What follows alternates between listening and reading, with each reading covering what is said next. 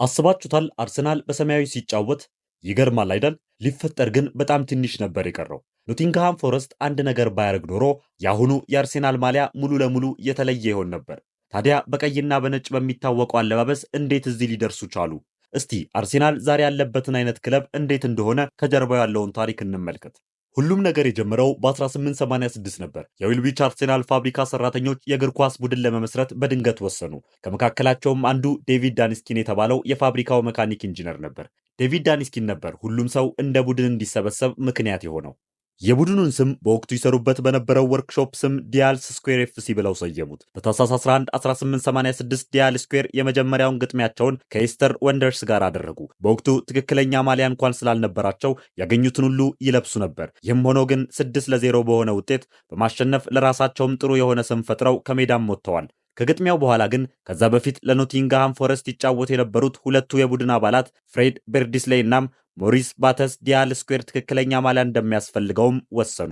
ደግሞ ክለባቸው ኖቲንግሃም ፎረስት እርዳታም ጠየቁ። ኖቲንግሃም ፎረስት ጥያቄያቸውን በመቀበል ለአሁኑ አርሴናል ለቀድሞ ዲያል ስኩዌር የመጀመሪያው ማሊያ የሆነውን ቀይ ማሊያ በመላክ ክለቡ ትክክለኛ ማንነት እንዲኖረው ማድረግም ችሎ ነበር። ከዚያም በኋላ ነበር የክለቡን የወደፊት ከፍ ያለ ፍላጎትና ምኞት ለማሳየት በ1887 የክለቡን ስም ከዲያል ስኩዌር ወደ ሮያል አርሴናል የቀየሩትም። ከዛም ከ4 ዓመታት በኋላም በ1891 የሚኖርበት የነበረውን የአካባቢያቸውን ስም በመያዝ ከሮያል አርሴናል ወደ ወልዊች አርሴናል ቀይረውት የነበረው። በ1893 ወልዊች አርሴናል ከደቡባዊ የእንግሊዝ ክፍል የመጀመሪያው ክለብ በመሆን የእግር ኳስ ሊጉን ተቀላቀለም። የመጀመሪያው ጨዋታቸውን ከኒውካስትል ዩናይትድ ጋር 2-2 በሆነ አቻ ውጤት ማጠናቀቅ ችሎ ነበር። ይሁን እንጂ ክለቡ በጊዜው ከባድ የፋይናንስ ችግር አጋጥሞት ነበር። ይህንን ችግር ደግሞ በደቡብ እንግሊዝ ውስጥ የነበረው የደጋፊ ቁጥር ማነስ በከፍተኛ ሁኔታም አባብሶት ነበር። ቡድኑም ይህንን ከተመለከተ በኋላ በዛ ያለ ቁጥር ያላቸውን ደጋፊዎች ቀልብ ለመሳብ ያለበትን የፋይናንስ ችግር ለማስተካከል በሚል እንደ አውሮፓውያን አቆጣጠር በ1913 ከደቡብ ለንደን ተነስቶ ሰሜን ለንደን ወደሚገኘው ሃይበሪ ከተማ ተዘዋወረ።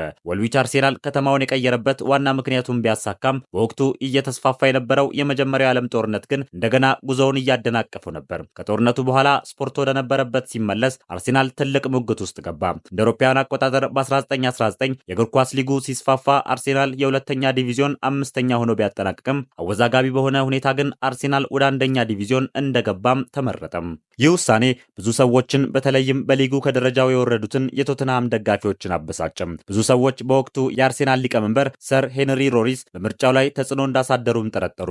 ሮሪስ አወዛጋቢ ታሪክ የነበረውና በሕይወቱ ውስጥ በተለያዩ አጠራጣሪ በሆኑ ጉዳዮች ውስጥ የሚሳተፍ ሰው በመሆኑ ያለውን አቅም በመጠቀም የአርሴናልን ድምፅ አስቀይሮታል ብለው ያምኑ ነበር። ይህ ክስተት ነበር ዛሬም ድረስ ከቶተንሃም ጋር ያለውን ጠንካራ ፉክክር ያስነሳው። ምንም እንኳን በወቅቱ ብዙ ዝግቦች ቢኖሩም 1930ዎቹ ለአርሴናል ወርቃማ የሚባሉ ጊዜያቶች ነበሩ።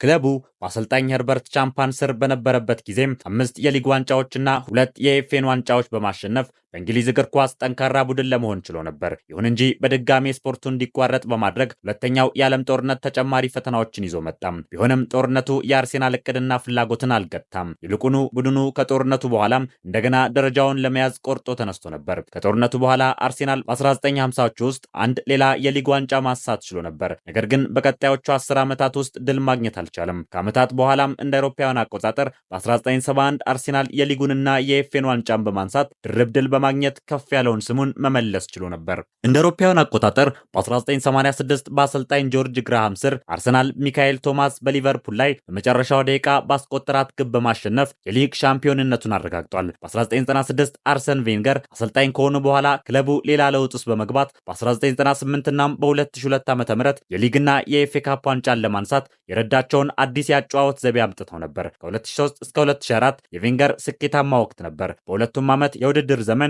አርሴናል በሊጉ ምንም አይነት ሽንፈት ሳያጋጥመው በማለፍ የማይበገር ወይም ኢንቪንሲብል የሚለውን ቅጽል ስም አግኝቶ ነበር። አርሰናል እንደ አውሮፓውያን አቆጣጠር በ2006 ከሃይበሪ ከተማ በመውጣት የታሪኩን አዲስ ምዕራፍ ለመክፈት ወደ ኤምሬትስ ስታዲየም አቀና። በኋላም ከአስቸጋሪ ዓመታት በኋላ ክለቡ በ2014 የኤፍኤ ካፕ ዋንጫን አነሳም። በቀጣይም 2015 እና 17 በማሸነፍ ስኬትን ማግኘት ችሎ ነበር። የአርሴናል ታሪክ መለስ ብለን ስንመለከት የክለብ ከእግር ኳስ የበለጠ ትርጉም እንዳለው ግልጽ ነው። ፍቅርን፣ ታታሪነትን፣ ታማኝ የደጋፊ መሰረትን የሚያሳይ ክለብ ነው። ከመስሪያ ወርክሾፕና ከወልዊች ጀምሮ እስከ ሰሜን ለንደን ድረስ የአርሴናል ጉዞ በቆራጥነትና ስኬት የታጀበ ነው። አርሴናል አሁንም በታላቅ ድሎች፣ ከባድ ፉክክሮችና የማይረሱ ጊዜያትን ለአድናቂዎች ማድረሱን ቀጥሏል። ቪዲዮውን ከወደዳችሁት ላይክና ሰብስክራይብ በማድረግ ሌሎች እግር ኳስ ነክ መረጃዎችን ያገኙ።